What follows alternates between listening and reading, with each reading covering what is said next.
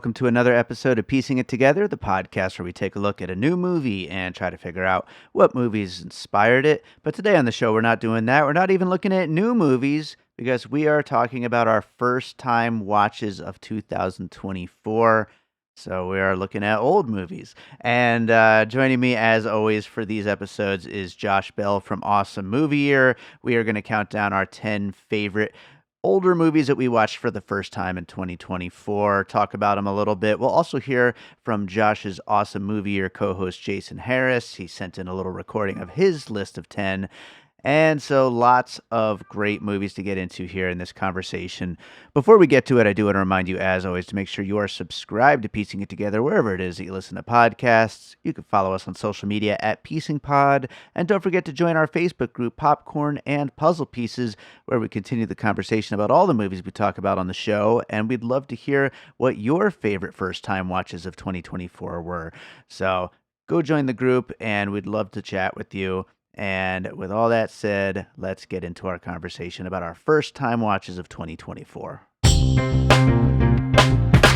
All right, Josh Bell is back with us for another year of looking at movies that we watched that weren't new movies, but that were movies that we really loved and want to talk about. How you doing, Josh? I'm good. I always enjoy doing this. I think I've said the last couple times this has become such a huge thing that people do now, all over Letterboxd and various social media places. And I feel like a pioneer of it, even though I'm sure I wasn't the first, but I'm glad to keep doing it. And it's nice when you get bombarded with a lot of the same, this was the best movies of the year. And a lot of them overlap in a lot of ways to hear about such a wide range of different movies from people, because there's entirety of film history to watch here if you're checking things out for the first time. So you never know what people will come up with. So it's fun to do. Absolutely, yeah. And like, as you know, various filmmakers are putting out new movies, sometimes we'll go back and, discover or rediscover or whatever, earlier movies from them and stuff like that. And so there's just always so much stuff to watch. And so it's great to like kind of, dig back and see what we're getting into. And I will say, as we get into our lists here, we'll start with yours here in a second, but I got a good amount of Awesome Movie Year on my list this year. So congratulations to Awesome Movie Year. Well, thank you. I mean, I think one of the cool things about that for us and hopefully for listeners is being able to discover movies, again, from throughout the history of cinema. A lot of stuff we talk about on the show is new to me as well. And I have at least one and some related ones on my list as well. So good for us. Right on. And we will hear from your Awesome Movie Year co-host, Jason Harris, a little bit later. But for now, let's get into your first pick. What's your number 10? Okay, so my number 10 pick is Day for Night from Francois Truffaut from 1973. And Francois Truffaut, someone we have talked about on Awesome Movie Year in the past. And I had seen a number of his films. Of course, he's a pioneering French New Wave director. And I think I had seen more earlier films of his, especially, at the beginning of the French New Wave. And we talked about, I think, a movie from 1980 of his when we did on Awesome Movie Year.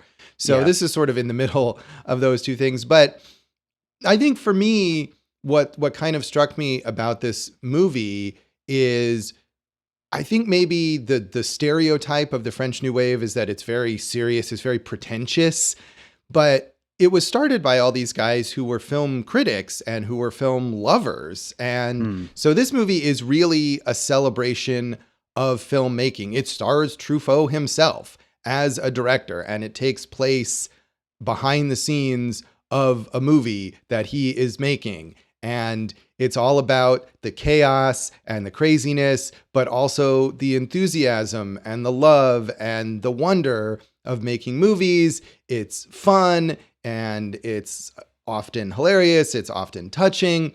And of course, it's creatively made because it's Francois Truffaut. But I think it also shows kind of the contrast of where Truffaut went versus Jean-Luc Godard, who was kind of the other biggest figure in the French New Wave, who became more and more insular and esoteric and in a fascinating way, perhaps too. But this movie is super accessible. Anyone could watch this. I feel like we have so many of these behind the scenes showbiz movies, and going into it, I maybe was like, oh, this is probably going to seem less fresh than it would because of that. But it Sure. really doesn't. It has that same exuberance and great performances, and it's a lot of fun. And I watched it on DVD because I don't think it's streaming or rentable anywhere, which is a shame, but it was something I had been meaning to watch on DVD, and I finally got it from the library. So Day for Night, Francois Truffaut. Yeah, I'm gonna have to check it out. As you know, we talk about it all the time. I do tend to like these kind of Hollywood showbiz movies, and yeah, it sounds like a fun one. And I think I liked the movie that we talked about from him, and I'd love to dig into more of his work. Yeah, there's still a ton that I haven't seen, but this is a big one. This may have been like the biggest one that I had not watched yet. So glad to check that off the list. Right on. Well, my number 10, it seems like every year I have something from my guest appearances on the Binge Movies podcast, and this is one of those, these weird 80s action movies that Jason from that show always makes me watch. And this time, it's a movie called Tracks from 1988 from director Jerome Gary. I believe he's only done 2 movies, this and something about strippers, which I don't even know if that's accessible anywhere. But this stars Shadoe Stevens, and it's a just super over-the-top, ridiculous action movie that kind of blends, I wouldn't say serious necessarily, but like par for the course 1980s action movies with a spoof of that at the same time. And again, I wouldn't say it's a spoof necessarily, but it's super ridiculous, and things happen that just have no place in an action movie. There's a lot of talk about cookies in it, and I mean, it's just it's silly, it's ridiculous, it's so over the top. And Shadoe Stevens is the most ridiculous leading man for a movie like this. He looks like a 1980s pro wrestler, and every line out of his mouth is some kind of a catchphrase. And when you think of 80s movies, 80s action movies, like the bigger, over-the-top kind of ones, this is exactly the kind of thing that you think of, except for it's the most ridiculous version of that. And I had so much fun with this movie that I even made a t-shirt, which people listening can't hear, but Josh can see right now. I made a t-shirt of this movie. So yeah, that's how much I love this. And I will say, for anyone who hasn't seen it, if you like Roadhouse, you'd probably like it. It's kind of in that territory, which is a movie I might be talking about later. Okay. It is like a so bad it's good kind of thing? I don't know if I would even say that. I mean, it kind of is, but at the same time, it's like, I'm sure that they know what they're doing. You know what I mean? Like, I don't think that they accidentally made Tracks. I think that, I think they were trying to just go as far over the top as they could for 1988. All right, cool. Yeah. Sounds intriguing. Yeah, absolutely. Well, what do you got for your number 9? So my number 9 film is a movie from a filmmaker who had a film in 2024 that ended up on a lot of year-end lists and stuff, but I didn't realize that, I think, when I first watched it. The director's name is Matthew Rankin, and he made a movie in 2024 that I haven't seen yet because it's not really been widely released, called Universal Language, but I'm very excited to see it, having watched his first film from 2019 called The 20th Century. And it is sort of a biopic about a famous Canadian prime minister, but I know nothing about Canadian history. I can say, however, with 99% certainty that almost none of the things depicted in this movie actually happened to this person, because it is this weird, phantasmagorical, super deliberately artificial kind of Art Deco fantasy about the bizarre life of this guy who became the Prime Minister of Canada via some sort of weird ice hockey-ish based competition. Not, again, in reality. It's sort of, it reminded me a lot of Guy Maddin, who's another Canadian filmmaker who draws a lot on silent movie aesthetics. But it also had the kind of gonzo grossness of like a John Waters movie. Okay. It's totally unique. I mean, Guy Maddin is someone who has a unique sensibility, but has been established enough that, people emulate him, or he's an influence on like Hundreds of Beavers, for example, another big movie from this past year. But this movie definitely feels like its own thing, even though you can cite those influences. Unlike a lot of Maddin work, this is in like very vibrant color, kind of like old Technicolor movies. And again, just the set design. I'm sure it was a super low budget film, but the set design, the costumes, and just the endless creativity of like making up bizarre rituals and traditions that are inherent to Canadian life in this film. And I'm sure it is based on an actual person who I looked up on Wikipedia. And I'm sure if you are Canadian and like took Canadian history in school, you could notice a lot more jokes where it's like, oh, that's a twist on a real thing. But it doesn't matter. It doesn't matter if you know nothing about it. I was mesmerized. I thought it was hilarious. And it's so weird. And I'm really excited to see Universal Language when I get the chance. And hopefully, given the attention that that's gotten, this will get some renewed attention. So the 20th Century from Matthew Rankin. Yeah, I hadn't heard about this one, but is his new movie Universal Language, is that supposed to be in the same kind of weird style? I think it's maybe less weird, but it is also set in sort of like a weird alternate version of Canada where they all speak Farsi, I believe, for some reason. Nice. And it's sort of like a combination of Canada and Iran. And I think maybe like visually it's shot more in like real places, but it is also this sort of like fantastical imagination of what Canada can be, which I love. Because, you know, a lot of Canadian films, I feel like kind of downplay their Canadianness and they shouldn't. Yeah. Let's celebrate the Canadianness for sure. Yeah. I will go for my number 9. So not an awesome movie or movie, but a movie that I did watch as part of our preparation for an awesome movie or movie. This is Birth from Jonathan Glazer from 2004. Movie I know you really love. I do, yeah. Yeah, and we talked about Sexy Beast on Awesome Movie Year, and I know both me and Jason ended up watching all of his movies in the lead up to that, since we had all just watched Zone of Interest, and I think you did too. This movie is super weird and dark and unique and fascinating and of course controversial. But Nicole Kidman is just brilliant in this. And I feel like, she was obviously great before this, but I feel like if you start tracing the line, like some of the more out there and interesting things she's done over the last 20 years, it kind of all goes right back to here, to Birth, which is one of the early just amazing performances from her. And this is, a story that, especially nowadays, I feel like, everybody's kind of got the pitchforks out and everything. It's like, it's a movie that is kind of a tough one to take in, but at the same time, I think is absolutely fascinating and played in a really interesting way that makes it really worthwhile to explore what this woman is going through. And just, the basic for anybody who hasn't seen it is just that this woman is visited by a child who claims to be her dead husband brought back to life, or in some way, somehow he is the same person. And it kind of goes from there and gets as weird as you can possibly expect it would. And it's fascinating and definitely worth a watch. Yeah, I totally agree. I love this movie.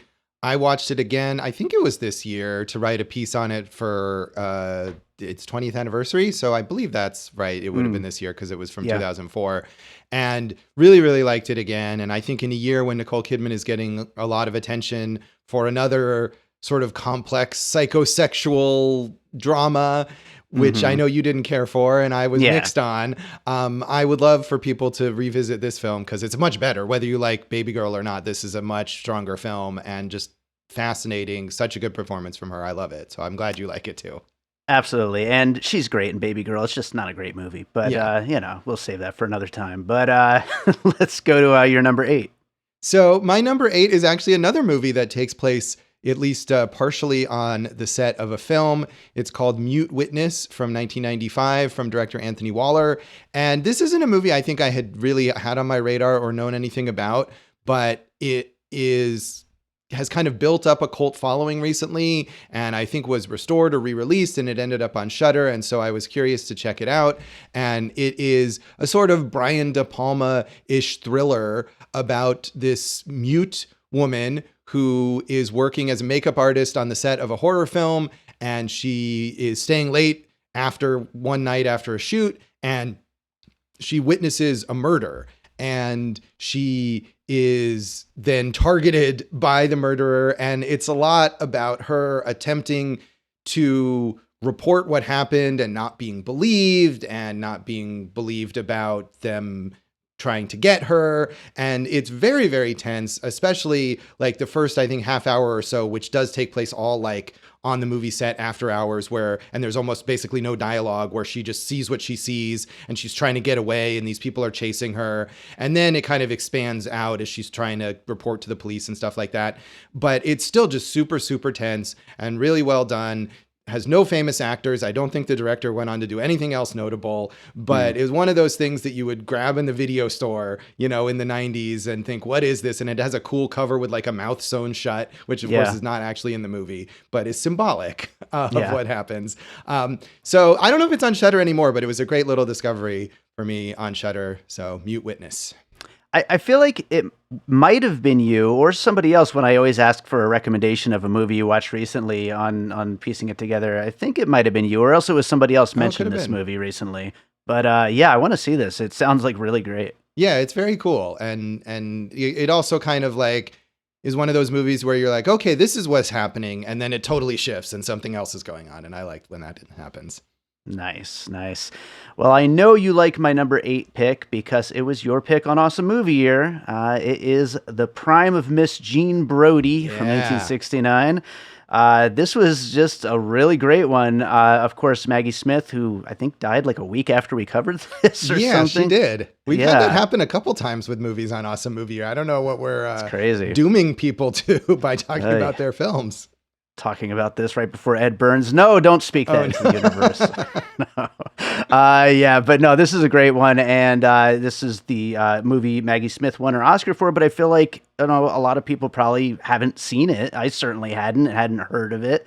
But she's this beloved actress and she's fantastic here. And she's this kind of totally self-involved, pompous school teacher who's kind of acting like she knows everything in front of her little students, and she doesn't really have anything together as much as she's like acting like she does. And it's hilarious. And it's also very weird and things get kind of dark. And I talked about how I felt like a Danny McBride type would make a movie like this nowadays, or Edie Patterson from, Danny McBride shows. But, it's exactly the kind of movie I love about these like really complicated lead characters who are kind of terrible, but at the same time, just fascinating to watch. And this is a movie I feel like anybody who watches it would probably really love it. And I'm sure more people will pick up on it, now, especially after her passing, and maybe some curiosity to that Oscar win. Yeah, I hope so. I mean, I definitely saw it mentioned in retrospectives when she passed away, but this is another one like Day for Night that for some reason is not streaming anywhere, can't be rented or bought online. You got to track it down physically or illegally if you want to watch it. So I don't know what the situation with it is, but hopefully could get resolved. You would think between Maggie Smith and the Oscar win that this is something that someone would want to make available, but you never know with these things what the whole licensing and rights situation is. But yeah, I love it. This was number 1 on this list, 1 year, whatever it was. I'm sure I mentioned on Awesome Movie Year when I first saw it before we were doing these as a podcast. I had it on there, and it's a great movie. I'm glad you liked it. Right on. Well, what do you got for number 7? So my number 7 film, I just watched the other day, actually, and I'm glad that I did. I was trying to catch up or watch a few things that were about to leave the Criterion Channel at the end of December after having spent so long trying to catch up on 2024 films and kind of burned out on that. So I watched this. It's Mary Jane's Not a Virgin Anymore from director Sarah Jacobson from 1996. And it played at the Sundance Film Festival. And this is the kind of thing that really is so in line with exactly what was going on with that indie cinema boom in like the early to mid 90s that I'm amazed. I mean, I guess maybe I shouldn't be amazed because it's written and directed by a woman and it's about a teenage girl, but still that it didn't take off, even in the slightly smaller way of something like Girl Fight, for example, that we talked about on Awesome Movie Year, that was likewise directed by a woman and had a female protagonist and did get a decent amount of attention. And this one really didn't.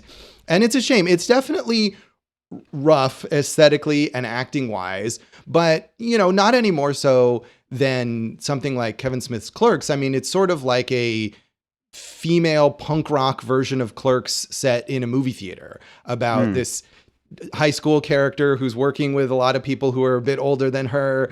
And it's kind of a coming of age story as she navigates some romantic entanglements, and the supporting characters all are trying to figure out their lives. And meanwhile, there's just a lot of kind of partying and drinking and wacky popcorn fights in the movie theater.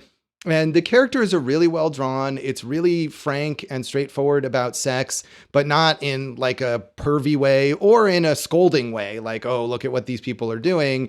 And, the acting is variable, but Lisa Gerstein, who is the star, plays the title character, is quite good and really affecting. So I feel like this movie has gotten a bit of a rediscovery. I had heard about it because I think TCM aired it maybe last year or something like that, and before it had ended up on Criterion, but still not super widely available. And sadly, even after I watched this, I was like, oh, this was so fascinating. What else did this director do anything? Or maybe now people are watching it. But she died at age 32 of cancer, so never made another movie, which is even sadder. But we still have this, and it's really fun, and I really liked it. Mary Jane's not a virgin anymore. Yeah, it sounds great, and it's again like you were saying, like it's just surprising when movies like this just kind of slip through the cracks. Like I saw today Variety put out a hidden gems of 2024, and it's movies like Hundreds of Beavers and Dee Dee, and I'm like, these are movies that I feel like most people, at least that pay attention to movies, know about, But, movies like this, though, I don't feel like anybody knew about this back in 1996. So, yeah, it's just sad when these things just fall through the cracks for real. Right. But on the other hand, like, I feel like now there are so many, like, this was restored by the American Genre Film Archive. Like, there are so many organizations like that are pulling those movies out of the cracks, and I got to see it. I watched it on Criterion, and I'm sure a lot of other people did too. And hopefully, even though it leaves there, it'll be available in some other fashion soon. Well, speaking of hidden gems, my number 7, we're going back to Awesome Movie Year to my pick, a movie called The Gorilla from 1939. This is something that I just picked at complete random because I thought it might be like a King Kong knockoff from, the old days, and I thought it might be fun. And it turned out to instead of a King Kong knockoff, it was kind of a Marx Brothers Three Stooges knockoff in the sense of this other comedy troupe that everyone seems to have forgotten about, the Ritz Brothers.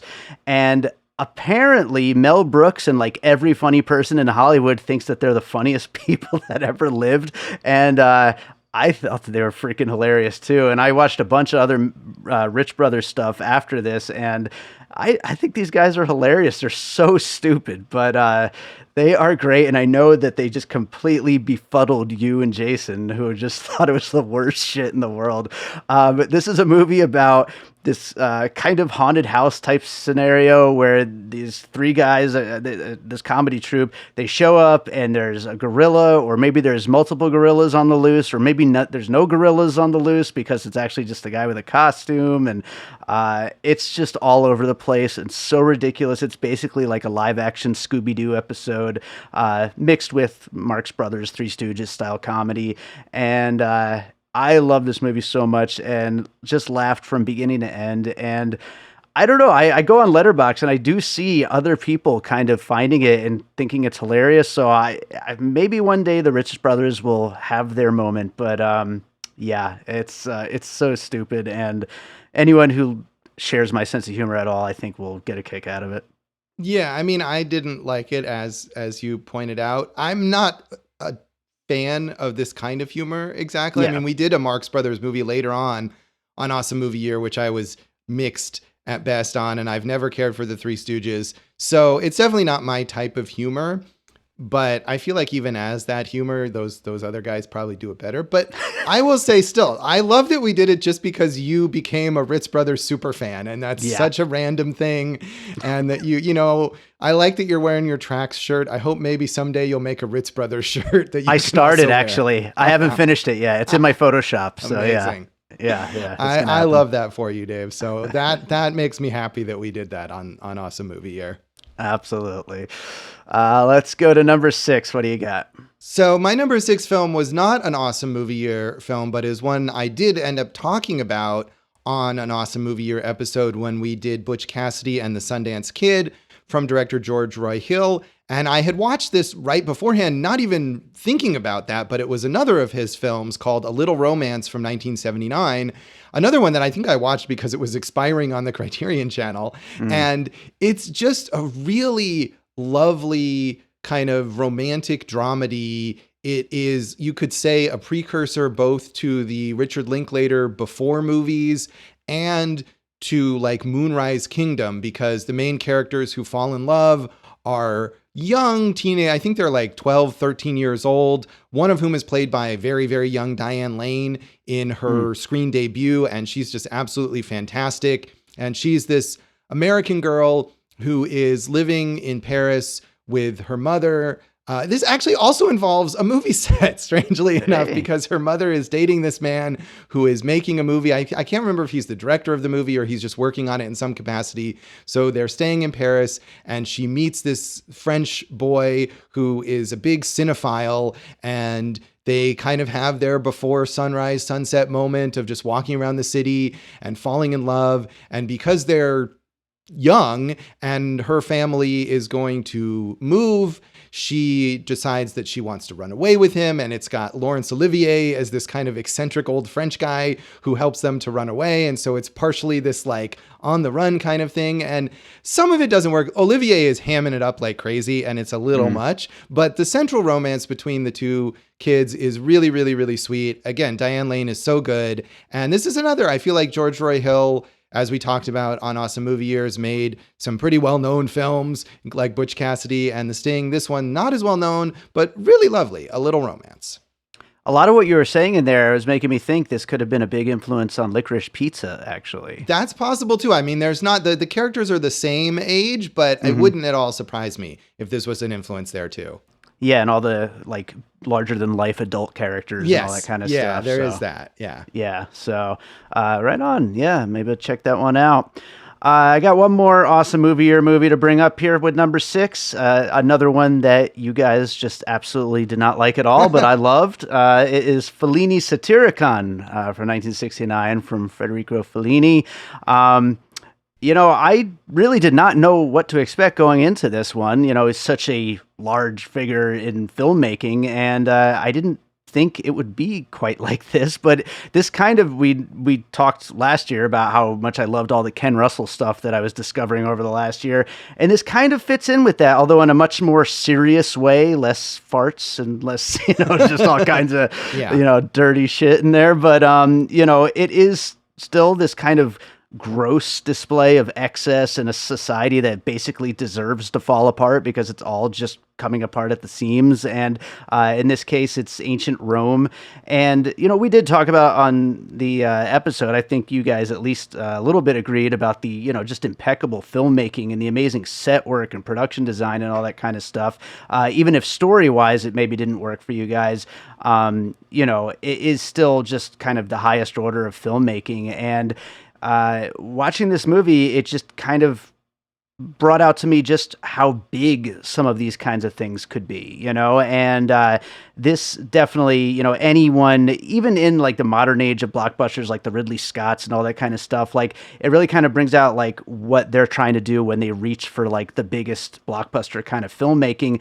They're at least trying to do this on a much broader kind of scale, I feel like. Yeah, I mean, I did not like this film. I felt like it was a real chore to get through. Fellini in general, as I'm sure I said on that episode, is not really for me. I've seen quite a few Fellinis and range from kind of almost unbearable to all right, I guess. So it's clearly just not my thing. But you're right. I mean, I think that is something that you notice in a lot of these older films, these big productions, just they had to do it all for real. I mean, not real, but you had to build a set. You had to have the costumes. You needed extras. You had to get all those people to be there. You had to paint the matte paintings. And there's definitely something lost that filmmakers don't really do that anymore. And it is sometimes astounding to see. And just the sheer effort that went into that film is impressive, and I can respect that, even though I found it difficult to get through. Yeah, for sure. And yeah, you feel it every step of the way, even if you're not enjoying the story. But Yeah. yeah. Well, let's go to your number five. So my number five is an awesome movie year movie and is my only actual one from there. It's Only Angels Have Wings, the Howard Hawks film from 1939 about a pilot played by Cary Grant in an unnamed, or maybe it was named, but fictional South American country, running a kind of air shipping service and everything that goes on in this crazy kind of seat of your pants fly by night operation. He's got a romance with a character played by Gene Arthur. He's got his buddy sidekick played by Thomas Mitchell, the MVP of 1939, as we talked about in multiple episodes when we did that season. And this was Jason's pick when we did that. And I don't think he had seen it before either. And sometimes that's a risky one, but I know he really liked it. I really liked it. It's just such an effective mix. I think what a lot of movies from this era tend to do is mix. It's like, it's a romance, it's a comedy, it's an adventure. And sometimes that can give you whiplash. But this stuff, it just all fits so well together. Cary Grant is so good. Gene Arthur is so good. Thomas Mitchell, again, he's this workhorse and is a great character actor. And all of those elements, the comedy is funny, the action adventure stuff is suspenseful, great. We're talking about, again, the practicality of building these sets and, using actual airplanes or miniatures or whatever it was that they used. And it all seamlessly fits together. The flying scenes are fantastic. And it's great. So thank you to Jason for picking that. Yeah, absolutely. It was really good. And I remember when we did this one, Jason really pushed me hard to go watch His Girl Friday, another Cary Grant movie. And that actually, speaking of, we'll get to honorable mentions later, but that's one of my honorable mentions. It'd probably be my number 11 pick. I liked it even more than this, but yeah, definitely a good pick though. So good job, Jason. Yes. So, my number five is a movie I don't know how I'm just finally getting around to, but it is Attack the Block, the 2011 Joe Cornish film.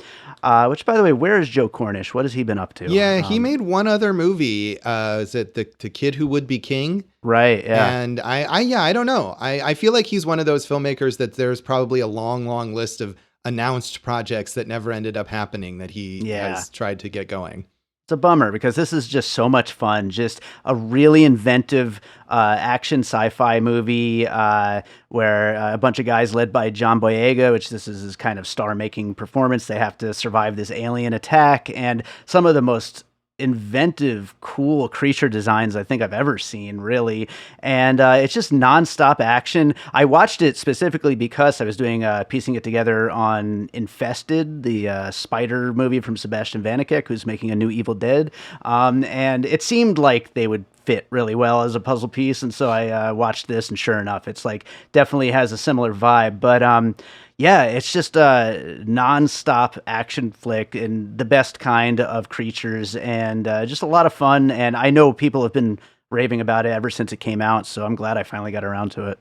Yeah, I saw it when it came out and enjoyed it. I haven't seen it since then, but I remember liking it a lot. And I really liked Infested too. So yeah, double absolutely. Recommendation, both of those. Worth Definitely. seeing.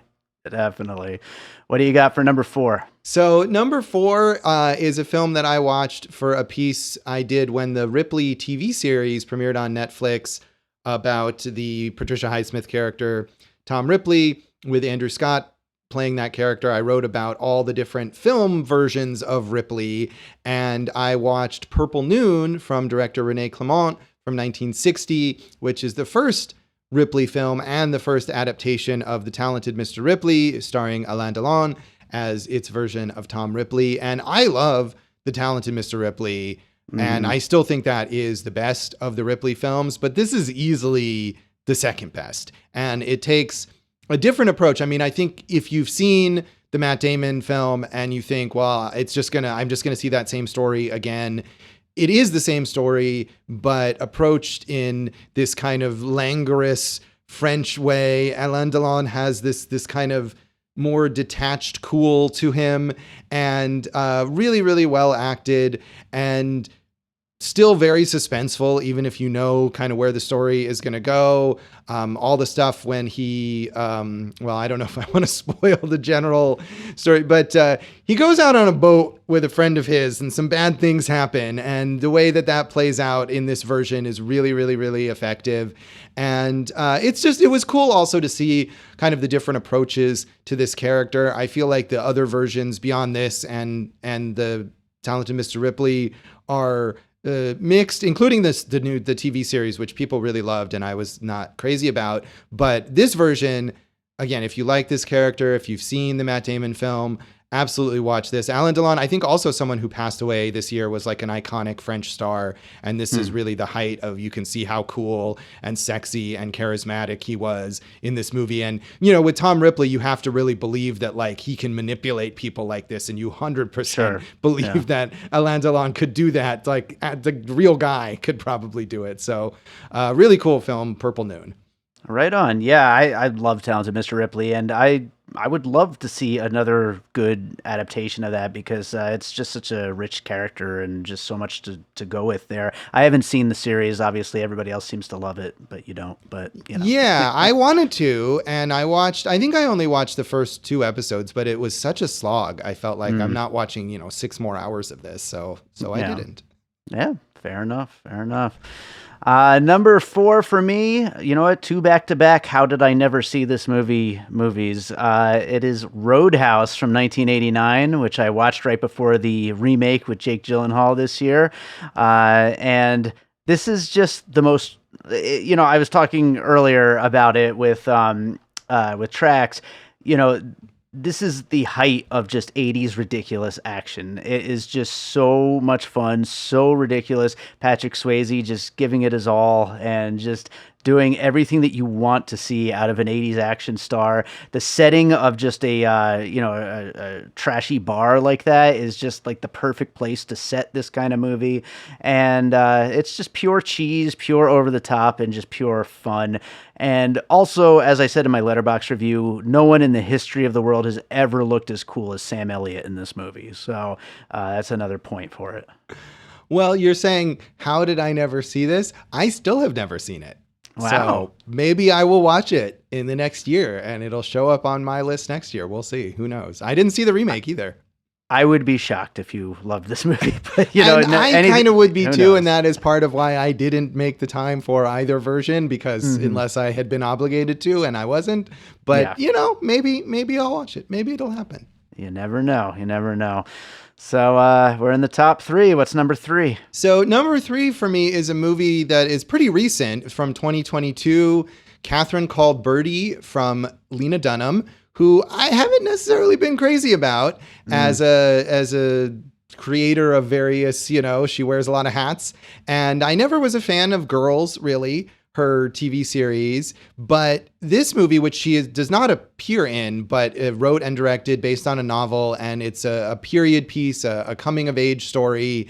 And it's just really, really sweet and funny and very well acted. And it's set in, I don't know exactly what period. It's sort of like a medieval period, but she uses a lot of anachronisms, which I think can be really annoying sometimes, but if deployed effectively, it can really be illuminating. Obviously, you're not going to capture actual history in a movie like this anyway, so I feel like you might as well just let the characters speak in modern vernacular if you want, or have them reference, modern things. And I feel like it works really well as this story about this rebellious girl who doesn't want to engage in this sort of patriarchal expectations. And she has a father who, played by Andrew Scott, speaking of Ripley, who is actually is not just the terrible patriarch. He wants to encourage her to find herself, but basically marrying her off is the only way he can save his family from financial ruin. And so it's got a lot of complex, funny characters. It's really well acted. And it was just a delight. It's definitely a YA thing. I mean, Lena Dunham, known for maybe being a bit provocative or whatever. And this is not that at all. This is a movie that you could show to actual 12-year-olds and they would really enjoy it, and it would be great for them to watch. And I feel like it just got completely bowled over It was an Amazon original, and I watched it off of an award screener that I had, but it's not like anyone actually considered it for any awards. But I think it should be rediscovered. I know the book is quite beloved, which I've never read, but Lena Dunham, good work. So Catherine Called Birdie. Yeah, right on. I liked Girls and I liked Tiny Furniture, but I remember when this came out, it got very trashed, and I just never gave it a chance. So maybe I'll check it out sometime. Yeah, I really enjoyed it, and surprisingly, I mean, I was interested enough to start watching it, obviously, but I didn't expect to like it quite as much as I did. Well, my number 3 is a movie I found because of a tweet at the beginning of the year. There was a tweet with a little clip where somebody had said, "This is the dumbest joke they've ever seen in a movie." And so I was like, I got to watch this movie. It was this guy saying, "You think she'll go halfway around the world with you? A divorced man with 4 kids." And then he kind of gestures to this picture frame. And in the picture frame, it's him with 4 barnyard animals. That's him and his 4 kids. That's the level of joke. Are they goats? Because goats are called kids, or they're just no. It's just no. And it was just the stupidest thing. So it's called Hotel with an exclamation mark. It's from 2001. It was a TV movie, and it's kind of like a British Zaz kind of spoof style movie. Literally every minute there's probably 50 jokes. It just keeps going, joke from beginning to end. It reminds me most of Hot Shots Part 2, which I love that movie. Like, that's kind of the exact tone of this. It's set in a hotel where a president is staying and there was an assassination attempt. And so now not only do they have to find out who's behind all that, but they got to keep the reputation of the hotel so that they don't get shut down. And so there's just all these kind of plates spinning that the manager of the hotel is trying to keep everything going. And again, it's just nonstop spoof humor. It's so ridiculous. This movie has kind of slowly gotten a little bit of like recognition because I guess 2 Doctor Who's are in it. Peter Capaldi, and I don't even remember what the other one is. I never watched Doctor Who, but also Lee Majors has a small role in it. But otherwise, I didn't really recognize anybody. But again, just pure randomness, silliness, nonstop. There's one line that I just kind of jotted down just to kind of give you another little taste, where the manager of the hotel, he's like shouting out orders to everybody. You do this, you do this, you do this. And then to this one guy, he goes, "You take this stack of papers and run off screen." And he just grabs a stack of papers and runs off screen. I mean, that's the kind of stuff that we're getting here. And I know you would hate it, Josh, but yeah. I was laughing and smiling beginning to end. I actually threw it on this morning. Because the only place you could find it is YouTube, and I popped it back on and just watched a few minutes, and I was just cracking up all over again. So definitely, if you like really stupid spoof humor, this is 2001 is like right at the end where they kind of stopped being good, right after the first Scary Movie, and then they all just kind of went downhill. And so it's like we haven't had good spoofs for years and years, and this is like a hidden one from the era right before they got bad, when they were still really great. And I think anyone who's into these movies would actually love it. Yeah, this sounds like a movie I will never watch, but I'm glad that you found it. Yes, absolutely. We got to find him somewhere. So, yes. Yeah. So, what do you got for number 2? So my number 2 is a film that I think I watched because it was a potential, what you would call a puzzle piece, but not for a piecing it together episode, but for an article that I wrote that was a similar idea, movies to watch if you like this movie, when Late Night with the Devil came out. And I think you might have watched this too. It's called Ghost Watch from 1992. Directed by Leslie Manning. And it was originally a TV movie in the UK and is notorious in the UK for its kind of War of the Worlds-esque effect, where it was so effectively presented as if it was a news broadcast. And all of the roles are played by actual news broadcasters from the UK, who I, watching it here in the US, was not familiar with at all. But it would have been, like if we had a movie here and it starred, I don't know, Robin Roberts or Anderson Cooper or something like that. And the idea is that they're doing this news report on an allegedly haunted house, and we see them, there's some of them, they're in the studio, and then they're going back and forth to the reporters, on the scene in the house, and it starts off as if it's this jokey, like, oh, it's Halloween, we're going to go to this haunted house and interview these people. And gradually you realize the house is really actually haunted, and these people are all in real danger. And it's so effectively done. Obviously, I knew it wasn't real, but it looks incredibly real. I mean, to the point where as it begins, it's so mundane and it's so like banal in a way, but the banter among the news anchors, and then you get like little backstory about them, which all I think was inspired by their real relationships. And then it slowly gets creepier and creepier and scarier and scarier. And it has this kind of twist at the end that like implicates the audience that could be so cheesy, like, and you are now haunted, but it just works so well. And it was amazing to me too. I was like, man, these newscasters could have all had real acting careers because they're so good in this movie. And it was broadcast, and it so traumatized the audience that I think for years it was like, I don't know if it was banned, but it was basically just like hidden away and then finally rediscovered, I think in part probably by people who remembered watching it and maybe, recorded it on VHS or something like that. And eventually it has this resurgence. And it's another thing that I watched on Shudder that may or may not be there anymore, but it's just fascinating and predates so many found footage movies and does it way better. Even better than Late Night with the Devil, I think, which I did like. So yeah, Ghostwatch, 1992. Check it out. Yeah, I did watch it before I saw The Devil. And yeah, it is, like you said, it's so effectively done. So much so that I didn't really love it just because I don't like these kinds of shows. And so watching it, it's like it's literally that kind of show until it's not. And so, but yeah, it's, if you're into those kind of shows, it's really an interesting thing. And also, I was also very surprised that something so effectively did found footage so far, in advance of when it became a thing. So it's definitely an interesting, curiosity, something that's cool that it finally got rediscovered in a way.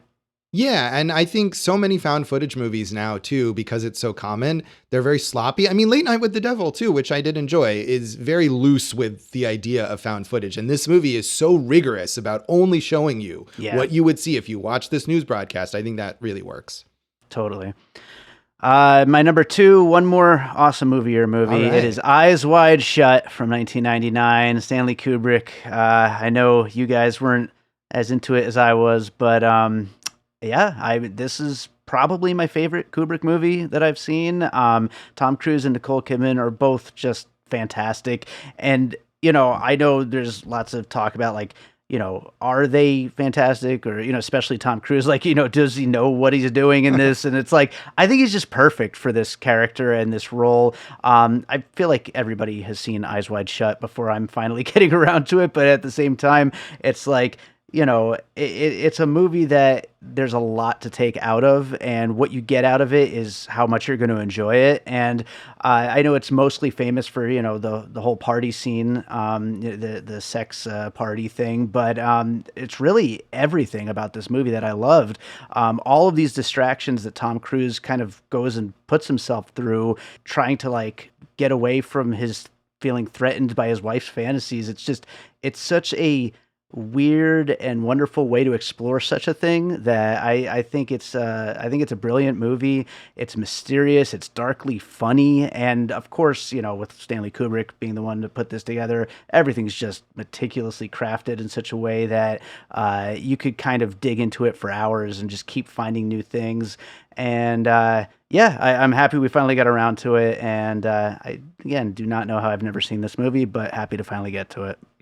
Yeah, I'm glad that you liked it. A lot of people do like it. I feel like it got a mixed response, maybe, as we talked about when it came out, and now it has a much better reputation. And it doesn't work for me. I had watched it just a couple years ago, again, for another podcast, as I'm sure I said, on Awesome Movie Year, and then watched it again this time, and of Kubrick. And this is often the case, I think, for me with Kubrick, where I can feel that way, but the movie doesn't reach me. I think we talked about this with Barry Lyndon also, that we did an episode on. And that's kind of how I feel about Eyes Wide Shut. But quite a Nicole Kidman year for you. It sure is. It sure is. Absolutely. Every year should be a Nicole Kidman year. Yeah, so. She's fantastic. Yeah. So, number 1, Josh, what do you got? So my number 1 pick is Devil in a Blue Dress from director Carl Franklin from 1995, starring Denzel Washington as Easy Rawlins, a hard-boiled 1940s private detective in Los Angeles. And this is based on the first of a number of Easy Rawlins books that Walter Mosley wrote, and clearly is meant as a possible franchise starter that did not happen. But it's a shame that it didn't happen. And I feel like maybe if this had been made a little later, when Denzel Washington was even more of kind of a beloved acting institution, like with the Equalizer movies, it might have just been able to keep going, although maybe he would have been too old for it by that time. I don't know. This is way better than the Equalizer movies. It's such an effective version of this hard-boiled mystery that is a familiar genre. It's got great dialogue. It's got really memorable characters. It has a mystery that you can get immersed in with some great plot twists and the atmosphere of the 1940s Los Angeles. And then you add to it, you've got this lead character who's not just a detective, but he's a Black detective, and how he's navigating through 1940s era Los Angeles, trying to get into certain places. And you know, on the one hand, there's certain places that he can go that maybe a white detective character couldn't go, but there are far more places where he's going to have difficulty going. And it explores all that without becoming some sort of heavy-handed social commentary. It's still focused on the mystery and the character relationships. And it's just really, really, really well done. And it's another one that I think has been rediscovered a lot. It was actually on Netflix for a brief period of time this year, which is where I watched it. And of course, Denzel Washington is hugely famous. So more people will and should watch this, and maybe someday, like if this was made now, actually, it probably wouldn't be a Denzel Washington movie. It'd be a Easy Rawlins streaming series, and it probably wouldn't be good. And they'd make a whole 8-episode season from just this one book. And then the next season would be the next book, except it probably wouldn't come out until 2 years later. Yeah. So that might still happen, because I'm sure people still read these books and it's still a very viable character. But if that does happen, watch this movie instead. Yeah, sure. Funny enough, I almost watched this movie this year. I wonder if it would have ended up on my list, because I always wanted to. And I mean, Denzel's so great and everything. So I'll definitely get around to it at some point, and especially now that you're bringing it up. So right on, my number one. So I've been saying many times, I don't know how I, never watched this movie for all these movies, but I know why I didn't watch this movie. And that's because everybody said it was bad. And everybody is wrong, Josh. That's what this comes down to. It is Crime Wave from 1985, Sam Raimi's second movie between Evil Dead and Evil Dead 2. Also a collaboration with the Coen brothers, and basically a straight up live action cartoon. Again, to bring up Hundreds of Beavers again, but this is the year of talking about live action cartoons, I guess. We also talked about it on Bad Boys, but this movie operates at such a wacko logic where, nothing has to make sense in any kind of way. It just has to be funny and ridiculous and silly. It is so much fun. The only negative is the lead star, Reed Birney, who, if it was a better lead star, it would be honestly one of my favorite movies ever. But Bruce Campbell's in it. He's a total asshole, total douchebag. He's so fun. The evil team of Brian James and Paul Smith as the hitmen are... again, just like live action Looney Tunes characters are so fun. All these set pieces of them running around and chasing after the good guy, and like things falling on their heads and stuff, and giant car chases and nuns running around. It's all just so silly and so over the top. And I actually watched it twice this year because I ended up going on Scott Weinberg's Overhated podcast to talk about it. And we both agreed for 40 minutes straight that this is just a movie that everybody did dirty. This is a movie that deserves to be a beloved Sam Raimi classic as it is. You can see, especially like after Evil Dead, which, had its funny moments, but wasn't exactly a comedy, where he made Crime Wave, came back to Evil Dead 2, and it's like, okay, now it's Ash is a Looney Tune, basically, from this point forward. You can see where it kind of came from. And also with the collaboration with the Coen brothers, you see their, the silliest Coen brothers stuff. You can see a lot of that here in the characters that they're writing that just feel like they're coming from a love of just like the old-timey kind of stuff, the detective movies, the old cartoons, just all that kind of stuff just smashed into a blender and made with it's still Sam Raimi, it's still the Coen brothers, it's still just impeccable, craftsmanship when it comes to all these gags. They just happen to be incredibly silly. And have you ever seen Crime Wave, Josh? I have not. And I think it's also, I don't know how you watched it, but for a long time, at least, it was not very accessible. Right. So I don't They know if just that's came out still with the a new case. Blu-ray this year. So yeah, it's absolutely worth getting. Yeah. I mean, I'm curious because I do like Sam Raimi and I do love the Coen brothers, but as we mentioned with multiple other picks of yours, Yeah. that kind of approach, humor-wise, do you feel like this is a movie that the Ritz brothers would have fit in? 100%, yes. Yeah, so that makes me wary, but I would be curious to check it out still. Right on, right on. Well, do you have some honorable mentions you want to bring up here? Yeah, I do have a few. One of which is another awesome movie year movie, The Gleaners and I, Agnes Varda's documentary from 2000, which I love the curiosity of her exploration of all sorts of gleaners as how she defines it in that film. And she's just such an exuberant screen presence. So I really enjoyed watching that one.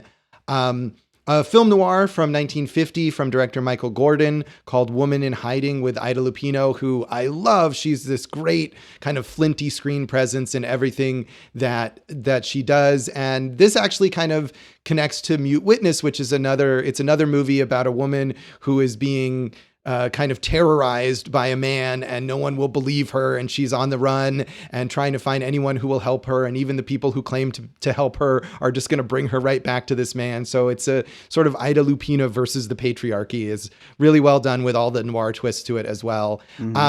And then another movie that I feel like this speaks to your ongoing frustration with when is a movie's official release date, that I actually had this movie on my 2024 top 10 list for much of the year until I realized that despite its VOD release in the early part of this year, it had actually been released in a small number of theaters, possibly only one theater in 2023. So I took it off my list, but I want to give a shout out to Remy and Arletta, a small independent dramedy from director Arthur de la Roche and writer and star Michaela Whitman, who is so good. It's this teen coming of age dramedy about these two friends and their kind of difficulties with each other. And it's just really heartfelt, really, really well acted, funny, but also affecting. And it has 133 views on Letterboxd. I was just about to say, I've been bringing everything that you bring up on the show, and I just got to this one, and you're the only person who's watched it on my list. Yeah, I think I reviewed it like months and months and months ago, and I'm still one of the most recent reviews of it. So I believe Michaela Whitman herself sent me a screener of this for some reason, and I happened to watch it. It's really good.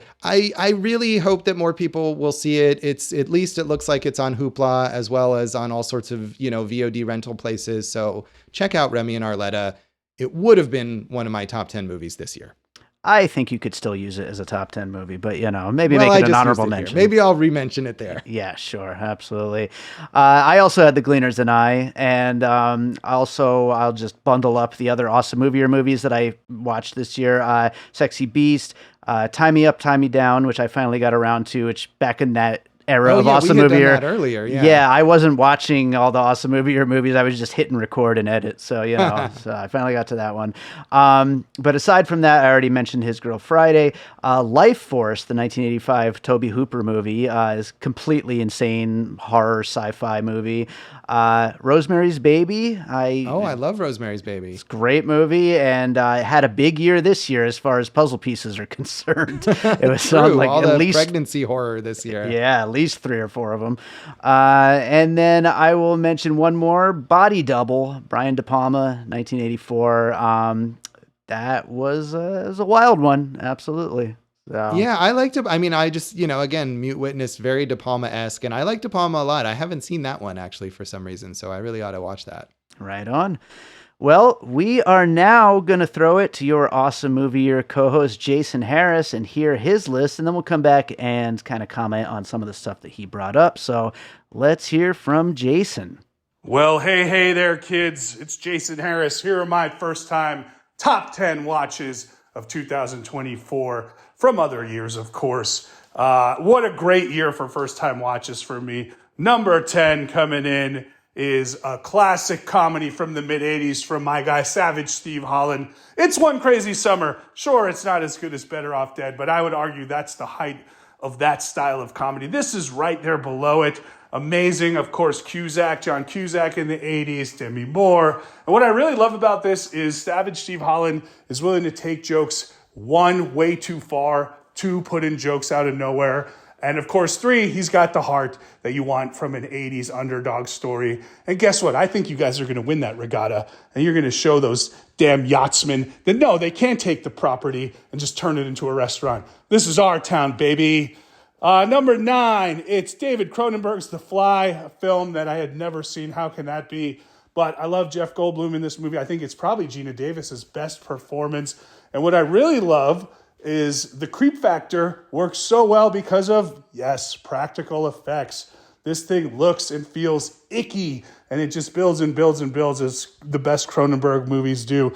Number 8, this is going to be a surprise because I had never seen it before. It's Alien, the original one. Ridley Scott.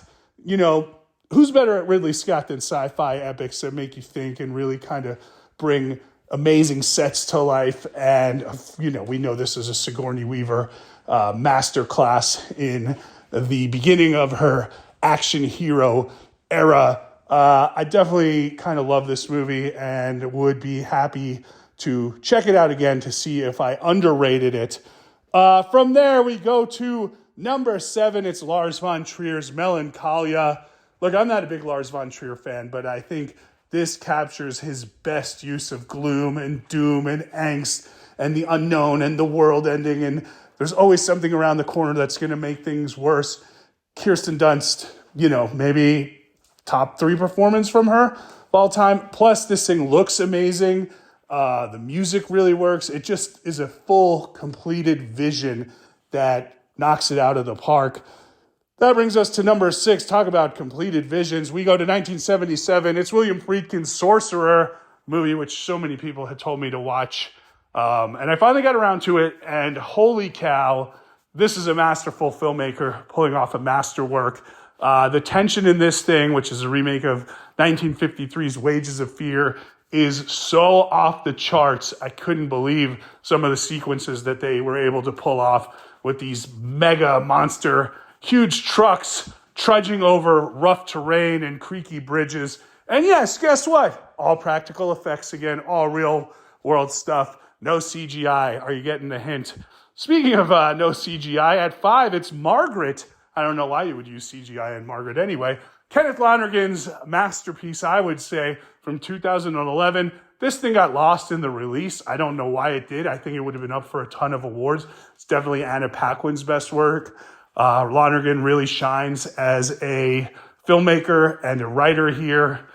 Tons of incredible supporting performances. I love the use of opera in there. Number 4, it's time that we go back to 1939. Calling Barranca. Howard Hawks' Only Angels Have Wings. My pick from our awesome movie year 1939 season. This movie's incredible. First of all, Cary Grant, I could argue, is the greatest movie star of all time. We have awesome movie year Hall of Famer Thomas Mitchell in there, my favorite performance of his from 1939. And Hawks delivers, yes, almost 100 years ago, aviation sequences that still hold up of some of the greatest ever put on film.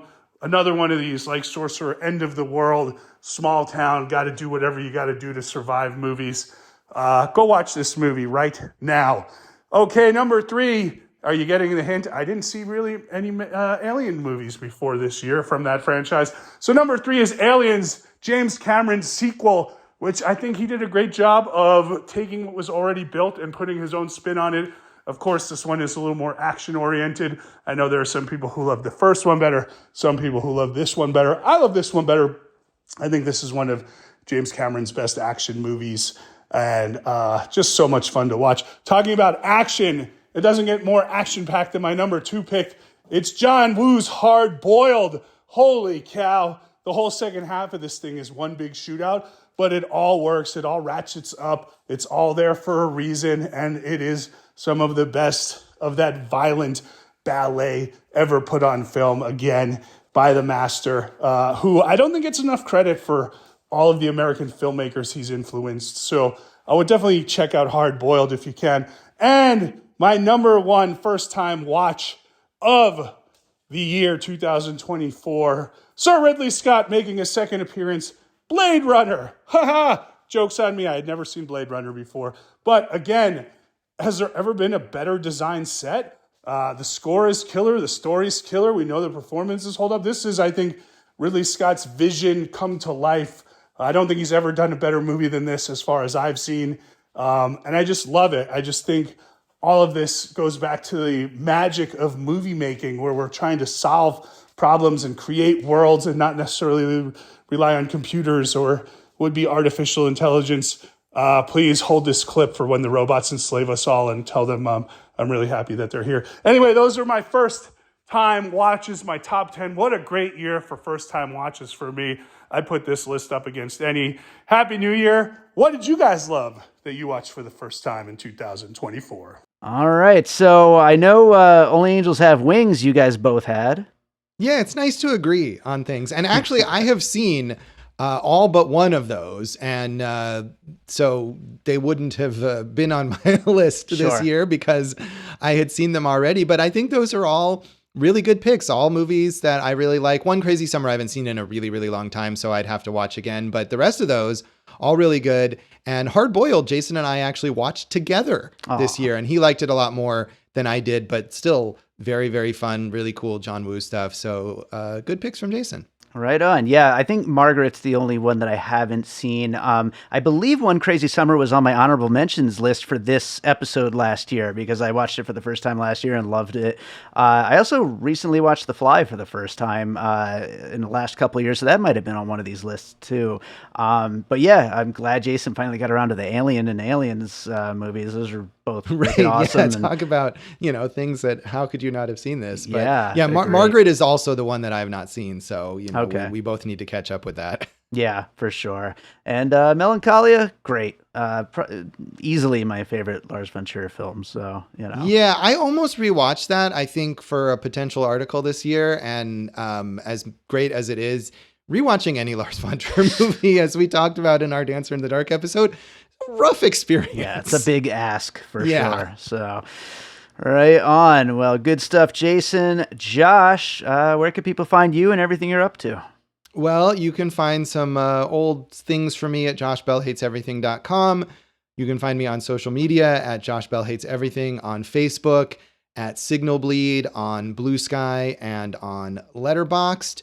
If you are in Vegas, you can watch me on KTMV Channel 13, 11 a.m. Friday newscasts, and check out Awesome Movie Year at awesomemovieyear.com, wherever you listen to podcasts, and on Facebook and Instagram. We always mention Instagram. We've literally never done anything there, but that's at Awesome Movie Year, and at Awesome Movie Pod on Twitter, unfortunately. Yeah. So maybe we'll see. We'll get off that this year. I doubt it. Yeah. I think you're not. You just posted that you were leaving. Yeah. Blue Sky and going back to Twitter. For now, I'm doing both, and I like I said when I signed up, I don't want to do both. So we'll see what happens. Just leave the bad place behind, man. No one talks on Blue Sky. I don't. I get lots of interaction. You just gotta find the place. So everybody, please talk to me, and then maybe I'll stay. So follow Dave on Blue Sky. I follow Dave on Blue Sky. I'll just start commenting on everything that you post on Blue Sky. That's how you got to do it to get me to stay. Yeah. So All right. So I hope you enjoyed that conversation about some of our favorite first-time watches of 2024. Thank you to Josh Bell for joining me on that one, and thank you to all of you for listening. If you're enjoying piecing it together, make sure you are subscribed. We got all these end-of-the-year top 10 list type episodes coming, but we also have a lot of regular episodes on the way. So get subscribed, and you'll find out about all of them as they come out. And while you're at it, maybe drop us a 5-star rating and review. That would be very helpful to make sure that more people check out the show. And, follow us on social media at Piecing Pod. Blue Sky included. And join the Facebook group Popcorn and Puzzle Pieces. Don't forget, we do have a Patreon, the Produced by David Rosen Patreon, where I post bonus and advanced content from Piecing It Together, Awesome Movie Year, and from my music career. Lots of stuff over there right now, and I will be posting a lot more in the coming weeks. I've been prepping a whole bunch of stuff at the end of 2024, so there'll be a lot of music stuff going up very soon. But there's always advanced episodes of Piecing It Together, as well as some video versions of some episodes, and always a bonus episode of Awesome Movie Year. So check it out at patreon.com/bydavidrosen, and we appreciate you just listening to the show, but you could also support the show that way. So let's close this out with a piece of music like I always do. And we're looking back, so I guess I should look back at something older of mine. How about I go with something from my first album, Echoes in the Dark? I think I'll just go with the opening track, Dark Rain. I'm sure I've played it on the show at some point over these last 6 years, but I'm going to play it again. It's a good one. So this is Dark Rain, the opening track from my first instrumental music album, Echoes in the Dark. Hope you enjoy it. We'll be back with more Piecing It Together real soon.